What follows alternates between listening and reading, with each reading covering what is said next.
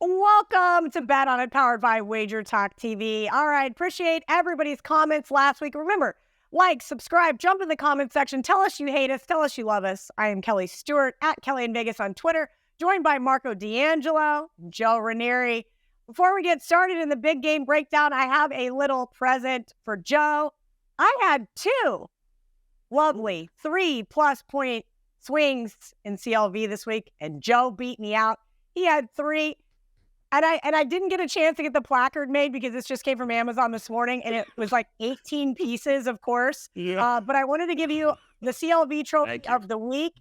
I'm very proud of you. Joe had 3 underdogs of 3+ points, and not a single one cash. You know, I saw a lot of short people, a lot of friends of the program this week, Joe. Feel your pain.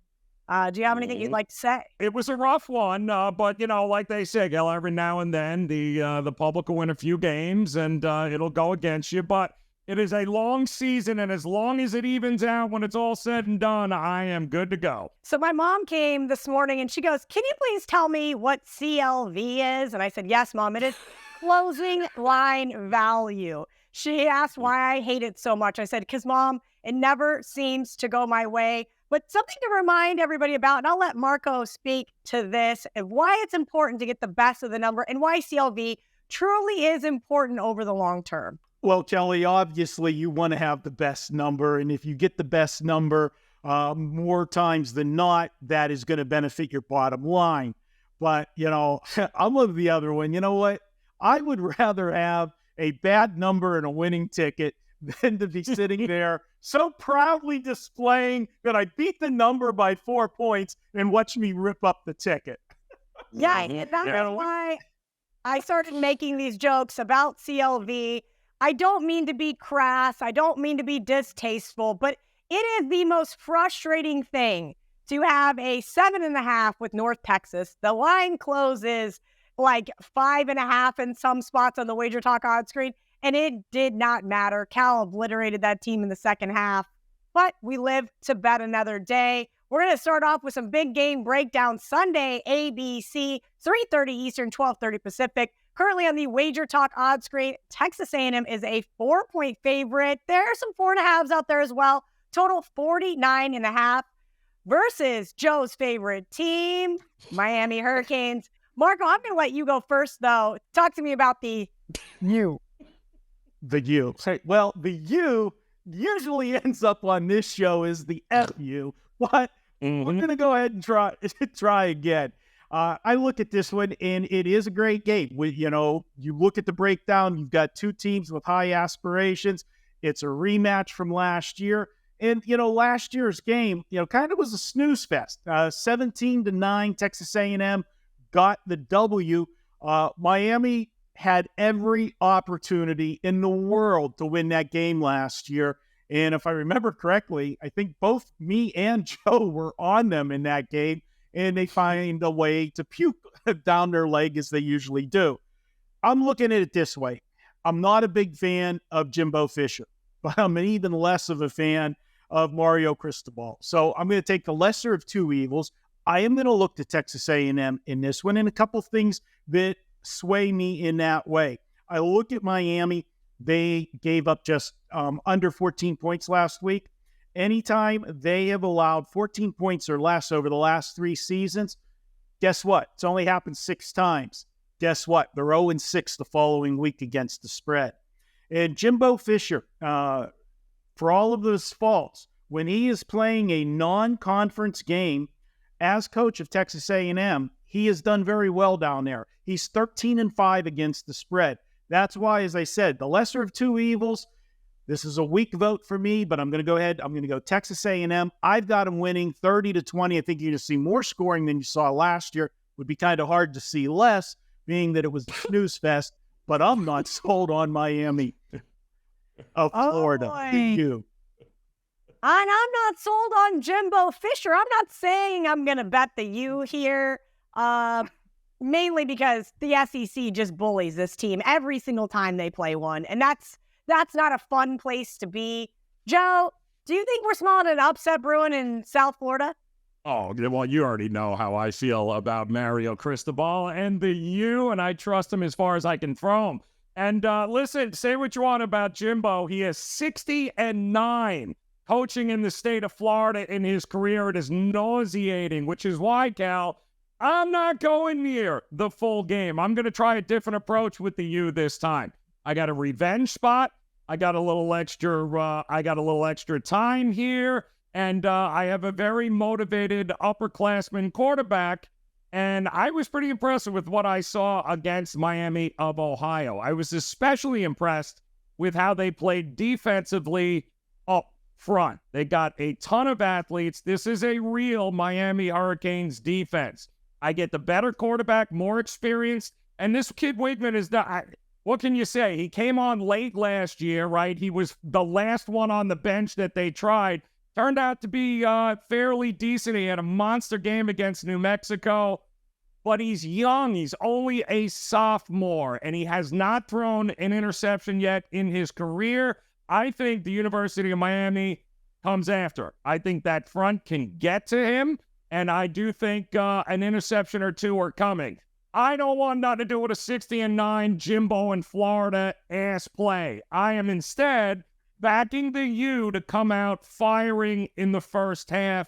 2.5, 3, maybe even the money line when it gets posted. But I like the U to go into the break with the lead, and then everyone cross your fingers who's a Miami fan and hope that it's now 60-10 with Jimbo in the state of Florida. But I want nothing to do with him full game, Cal. First half, Miami for me. All right, moving on to another game that I thought I would be a little more interested in during the summer. Haven't seen much line move. This one opened 7.5. Pretty much 7 across the board. Unless you want minus 105, then you got to lay 7 in the hook.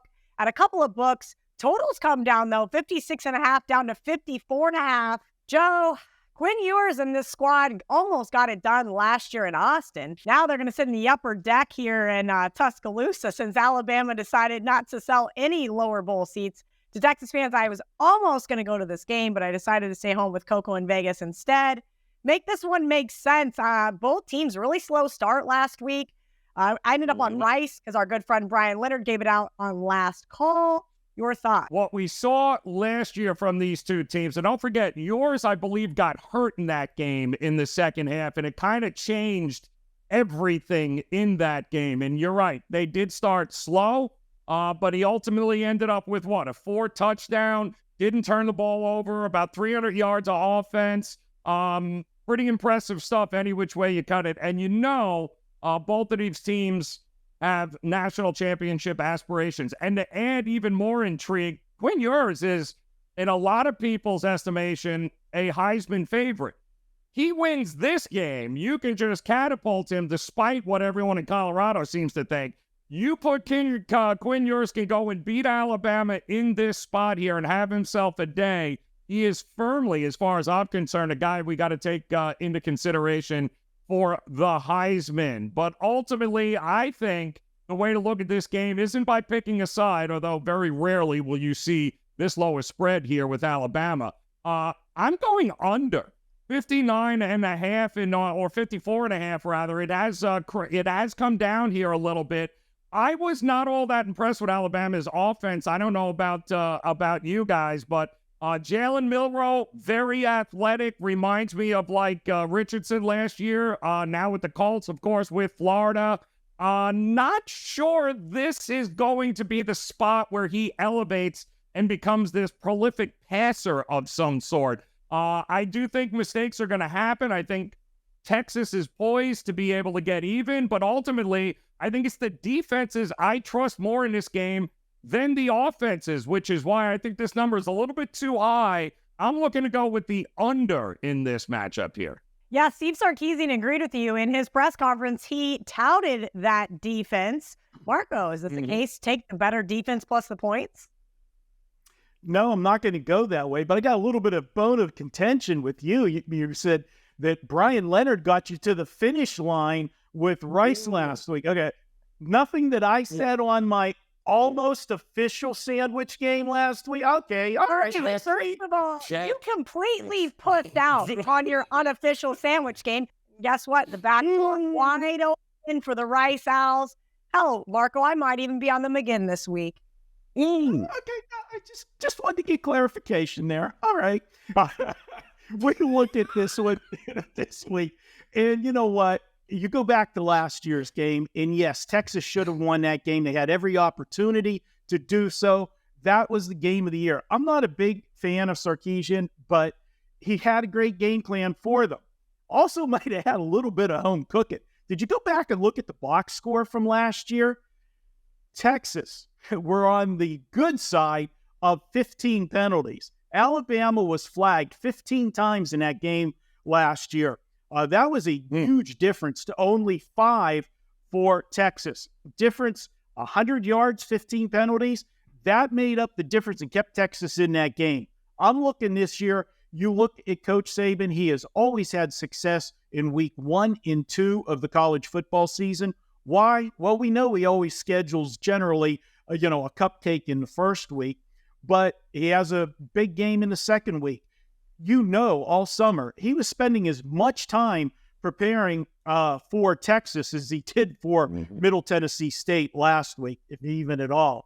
I'm looking for them to send a message. The defense is going to be the deciding factor here. I know Texas play good defense, but you know what? Alabama's got a pretty stout defense themselves. And you give Coach Saban extra time to prepare. And like I said, yeah, it's the second week, but trust me, they were prepping all summer for this one. I'm going to go ahead and take him. And I talked about that 2-week record, first 2 weeks of the season. Well, he's 19-9 since he's been coach of Alabama in week 1 and 2 against the spread. Let's go ahead, take Alabama, lay the points here.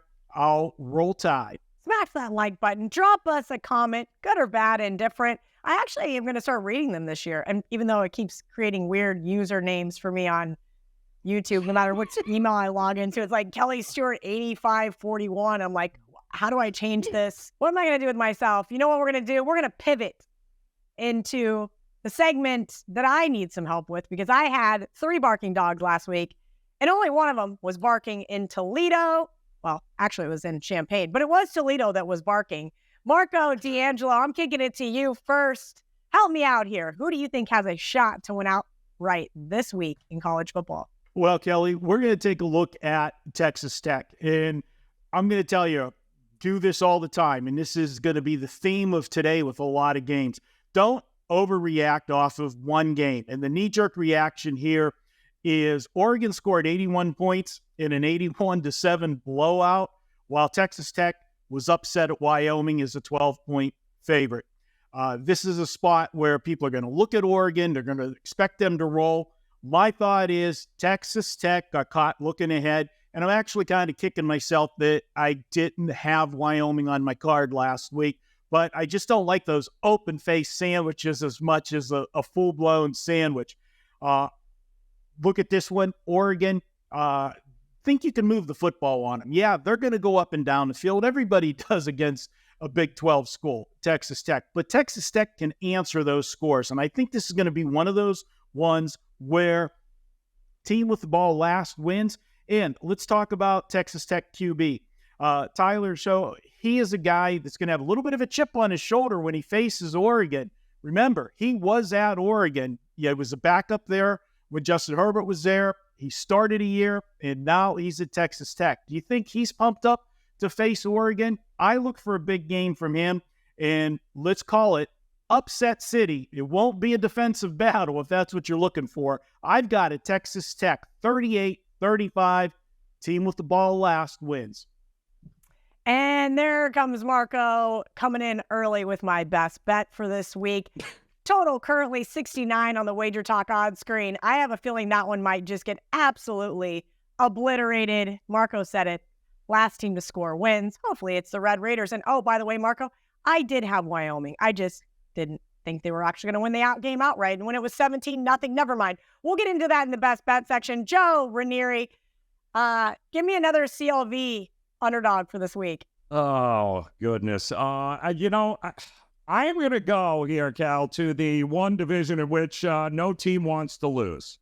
And hopefully it's going to be maybe just this week. I'm heading to the Pac-12, only I am not buying Chip Kelly in this role as a non-conference big favorite, laying more than 2 touchdowns against San Diego State. Now, you and I, Cal, we talked before that UCLA Coastal Carolina game, and I was a little bit worried about Chip Kelly with the whole, I still don't have a quarterback, but 27 of them are going to play, and hopefully we'll find one from there. Well, I think they eventually found one, but, against a Coastal Carolina defense, that game was way closer than it should have been. And I think we're talking about Snapdragon Stadium here has been a huge, huge benefit to the Aztecs playing home games here. Not exactly the most prolific offense, but I think they are scrappy, that defense, as usual, that we've come to learn from San Diego State.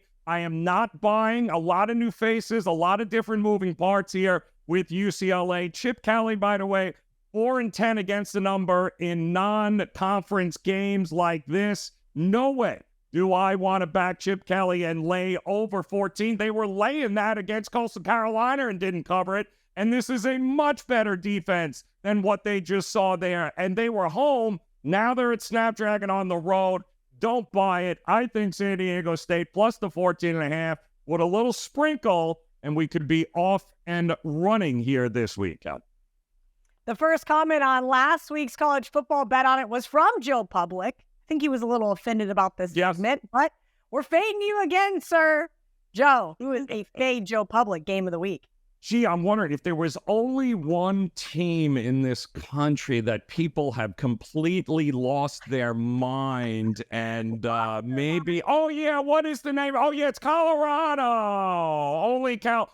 I am not going to go the other way and back Nebraska in this. I am instead going to back the under, which, it appears to be completely out of control. Everyone seems to think that Colorado is going to go ahead and, drop another 60 points by themselves.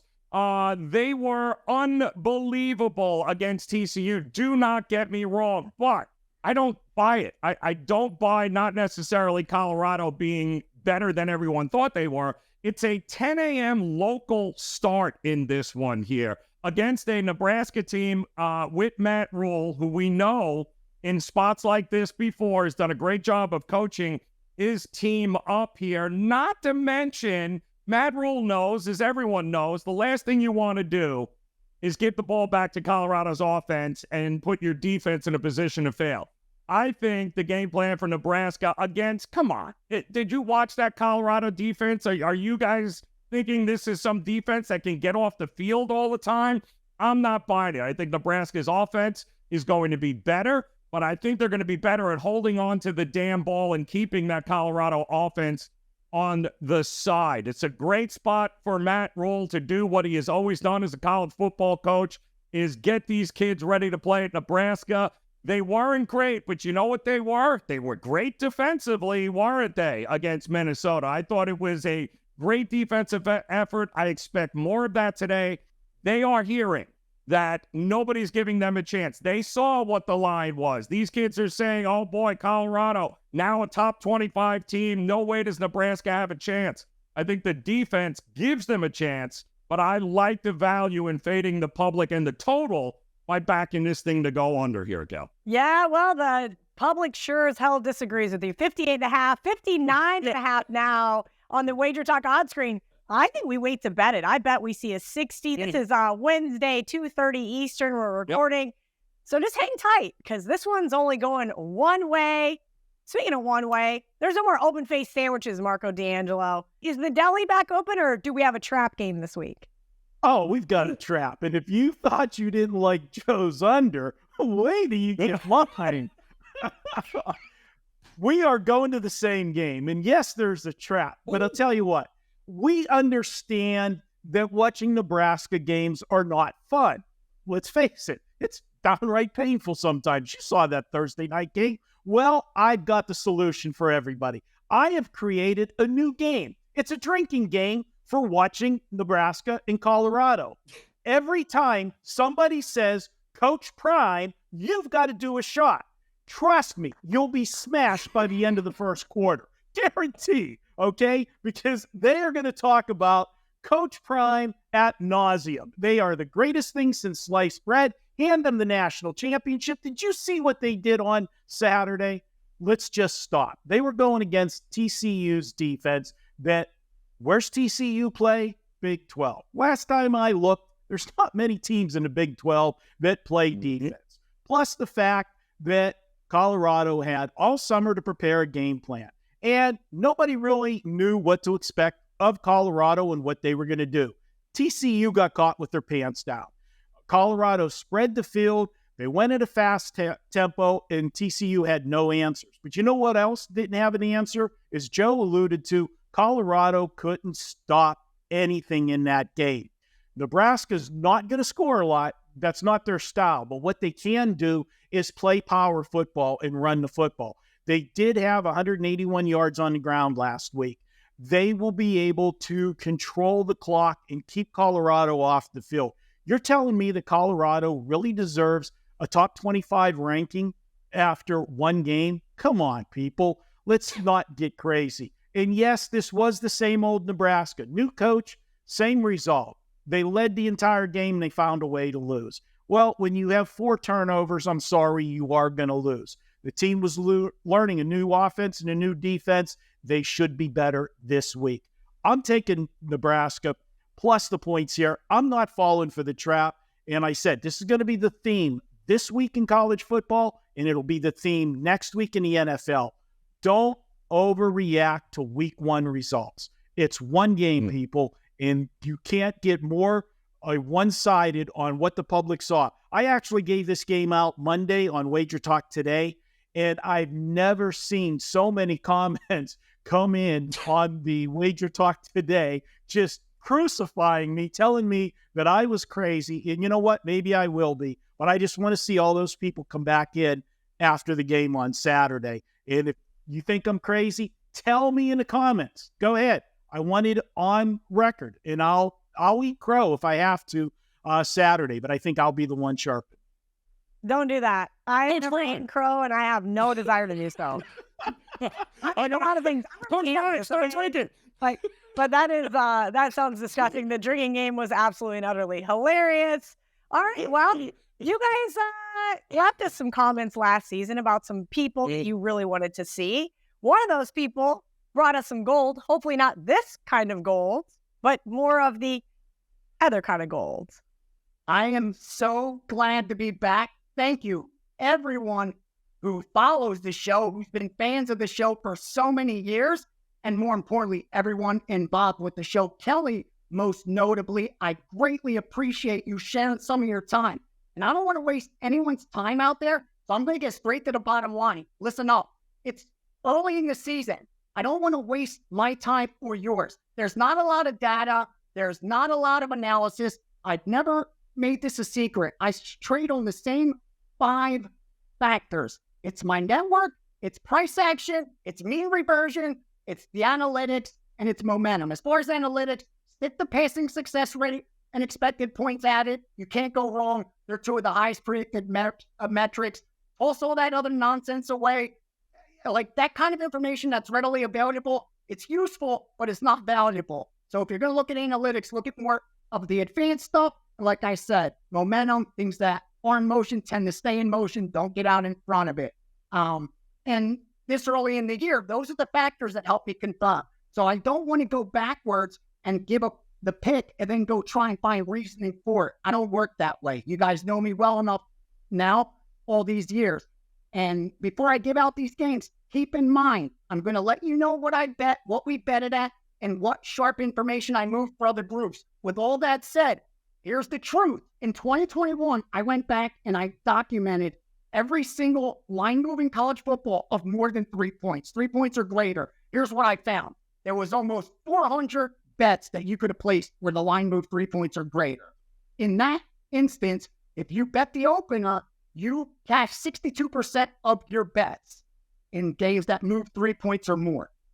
If you bet it at the close, you are 50%. You went 184, 182 with 3 pushes, meaning you're about 20 units under 500 with VIG, just by taking a bad number. That's how important it is not to chase, not to buy the top. in anything, whether it's stocks, equities, crypto, or sports betting. If you're constantly buying the tops, you're going to go broke.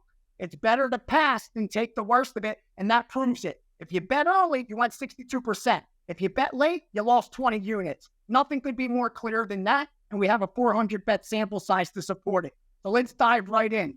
Let's start off college football steam. I'm going to give you the sides, and then real quickly the totals. The totals are based on an algorithm that I know nothing about. I piggyback the ones I agree with. That's just the truth. Start off Syracuse. Syracuse minus 24. Both teams covered in week one. I think this is strictly a power rated base side, and I can't disagree with it. I didn't jump on it. I didn't piggyback it myself as a premium. Marshall, ECU, the last time they played, won as 11.5-point dogs, obviously. So, you know, there was going to be a little bit shaded. And barely, with Marshall barely getting by Albany in week one, I think that's where the short money sold the value up until -3. I think even a little higher than that you could go. And then Nebraska, obviously, we know the overreaction to Colorado. They act like they won the Super Bowl. They're out. Deion's doing interviews all week. So, again, you know you're getting the best of it when it comes with Nebraska. SMU plus 16. This one I did give out as a premium play. Remember, Oklahoma won 73-0 in week one. And SMU looked good, beat Louisiana Tech by 24, but they were 21-point favorites, correct? So they did cover that spread, which is good to see. Next, Mississippi. Mississippi got bet twice at 7 and 7 minus 115. That much I could tell you. Tulane off a 20-point win, a little bit of an overreaction there. That's what I expect. What else do I have? Now you know this is old school. We don't carry sheets. When you have one of these in your pocket rolled up, the latest line printed out, you know you're old school. Next up, Ohio plus 5. This one I also piggyback because it went out. Ohio plus 5, that's where it started. It's a dead number. What it mattered was when the limits went higher, it got betted plus 4. That's when I jumped in. Plus 4, plus 3.5, you're good. At plus 3, you've lost a lot of the value, but you're not taking too bad of a number. Anything below that, you're gambling. And UConn plus 3, Texas plus 7.5, and Southern Miss plus 31.5. I have not dug into those. They came in rather late, so I can't even tell you the reasoning behind them. But to share you real quickly, the ones that I gave out as premiums were SMU plus 16.5, Nebraska plus 3, Ohio plus 3.5, Mississippi minus 7, under at 54.5, Auburn and Cal over 57.5, Illinois, Kansas. And real quickly, a couple more totals that I have not piggybacked yet, still working on, but I moved to other groups. Ball State, Georgia, under 52. I'm going straight in order. You can look right off your sheets. Marshall, East Carolina, under 45.5. Purdue, Va Tech, under 47.5. Oklahoma State, Arizona State, over 53. Drop down Washington, Tulsa, over 63.5. A&M, Florida, under 52.5. SMU, Oklahoma, over 63.5. Troy, Kansas State, over 50.5. Eastern Michigan, Minnesota, under 48.5. And I know there's one more that Cal Auburn I already gave you. That's the one I piggyback. And Stanford, USC, over 68.5. I know that's a lot of information. Be very selective. The goal is to just make good bets, good trades, where you're getting the best of it, where you're betting from a position of strength, not from a position of weakness. And if you're taking the worst of it, you're betting from a position of weakness, and you're better off saving that money. Wait for a better bet. Don't gamble. Place good trades. He's back. Greek gambler, Yanni the Greek. My guy, VR, sharing some of that gold. I couldn't even write that fast. Look at this. Look at this. They could slow it back. They could rewind it, I figured, and slow it down. No, they're going to bring some winning things throughout the season. I love it. I love it. I love it. Make sure you guys are following him at Greek_gambler on Twitter. And don't forget, he's also going to share that same information on the NFL show. It's that time of the show. Best bets. And Marco already, kind of gave mine away. I'm going to read you guys something from head coach Joey McGuire, Texas Tech, of course. Really frustrated for the guys in that locker room. As I mentioned, I was on Wyoming plus the points. It was 17-0 in a game that started a lot later than anticipated. You know, the Red Raiders came out really fast. They outgained Wyoming 431 yards to 320. Now, the Red Raiders, though, they gave up a ton of rushing yards, almost 175 on the ground, and they lost the time of possession, ultimately ended up losing that game in overtime. But as Marco alluded to, quarterback Tyler Shaw spent 2 years at Oregon before he transferred to Texas Tech in 2021. Listen, this kid is a good quarterback. I think the most thing that we can take out of week one is do not overreact, whether it's Colorado, whether it's Wyoming, whether it's Texas Tech, whoever it is, let's tamper those expectations. 6.5 points is way too many. I do think this team is worth a sprinkle on the money line. If you check out Instagram, this team was feeling very defeated. They've had their crowd get behind them, and Lubbock, Texas is not an easy place to play. Is Oregon feeling fat and sassy after beating the crap out of Portland State? Maybe, but I do think the Red Raiders are a much better team than we saw playing as 13.5-point road favorites in Laramie last week. I know Ralph's TNA did not coincide with that, but I'm going with the Red Raiders regardless. Marco D'Angelo, you have a little promo for us before your best bet.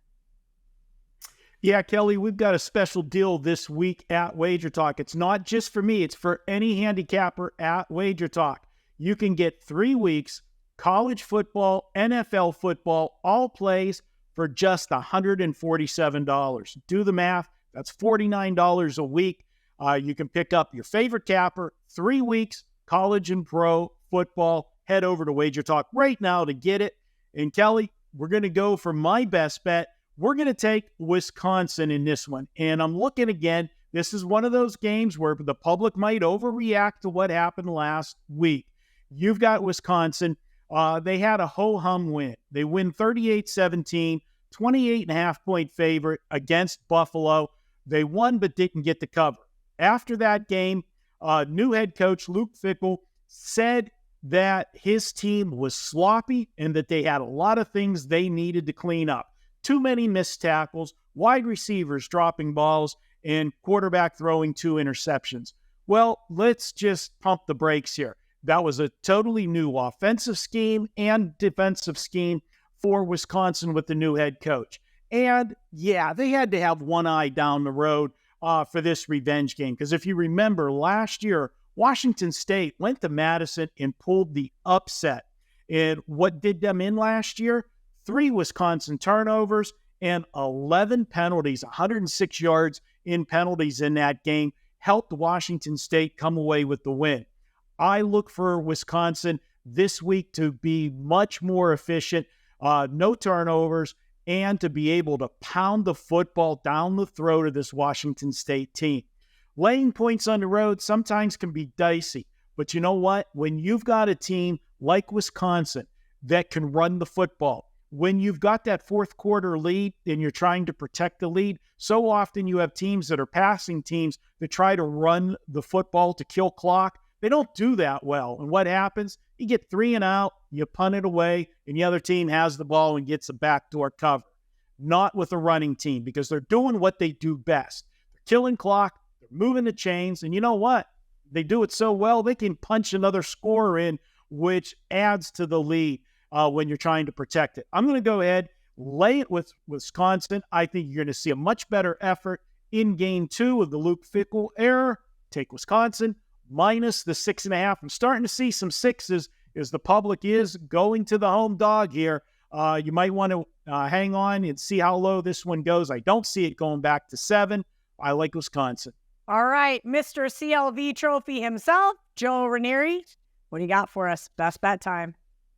So I'm gonna look at a total here on the card as my best bet, and it's already getting crushed here. It was about 58 and a half just a little while ago, and now 60s are appearing all over the place, and that's with the total in the UCF Boise State game that's coming up here. So, and I'm in full agreement with the move here, guys, simply because, let's face it, when it comes to defense, both these teams coming out of their week 1 game showed us that not really the best part about these teams. The Boise State team, let's face it, they did a pretty good job moving the ball. Unfortunately, they kept shooting themselves in the foot, but defensively, I mean, a ton of issues. They gave up 56 points on 568 total yards of offense from Washington in week 1. They are home. I don't think they're going to have a problem moving the ball. They did get 402 yards of offense